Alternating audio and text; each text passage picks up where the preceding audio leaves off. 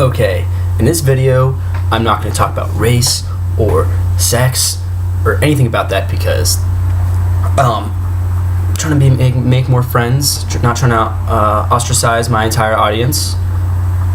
So today, we're talking about globalism. What is globalism? Well, if you look at the economic point of view, globalism is the trade between countries.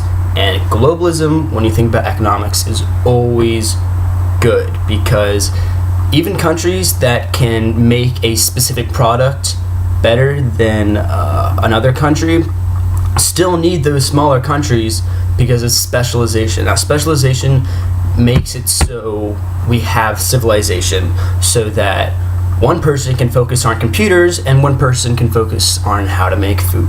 That's why we have specialization and globalization in economic sense go together perfectly, and I am all for globalization when it comes to economics. Now, so what is globalization when it comes to governments? It's actually pretty funny because governmental globalization negates or is opposed to economic globalization, unless of course the whole world was under one country, which is what globalism there's a push for globalism right now, but in Europe and in the United States.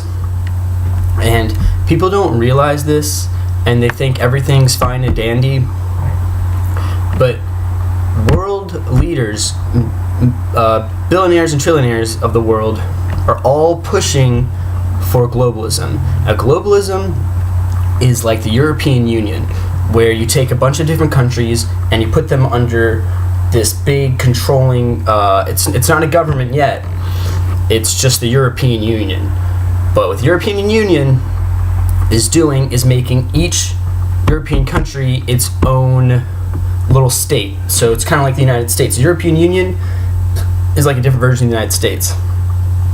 And slowly and surely, each individual state in Europe is losing its own rights, and the rights are being delegated to Europe, and regulations are being in place in which these states have to abide by.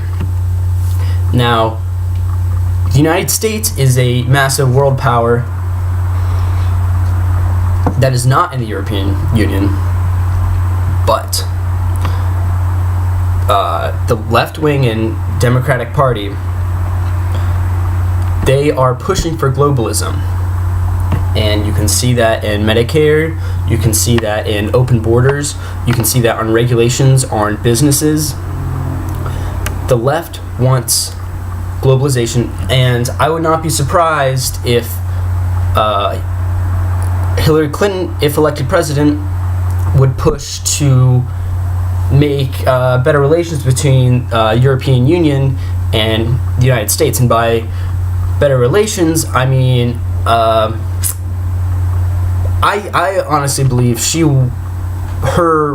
she had all 8 years, she would use every single one of those 8 years to get the United States under the European Union. It would probably be called something else because the United States is in Europe, but you look north, Canada is extremely liberal and the government extremely powerful. They control everything. It's crazy. People don't even notice. People love Canada. They think they're like all relaxed and cool. No, Canada, Germany, bunch of countries in Europe, they all have this government that regulates everything, and you can see it in people's. It's really hard to get a job in Europe because once you have a job, you cannot be fired. Like, do you know how ridiculous that is? The economies there aren't based on personal liberties. Here's a big difference between the United States and Europe. In the United States, the government, your liberties are because the government isn't allowed to impede on specific liberties. The government is stopped. For example, the Second Amendment and First Amendment. The government is literally, they are not permitted by their own laws they're not permitted to impede on your Second Amendment right or First Amendment right. But in Europe, the government isn't stopped by any law to do that.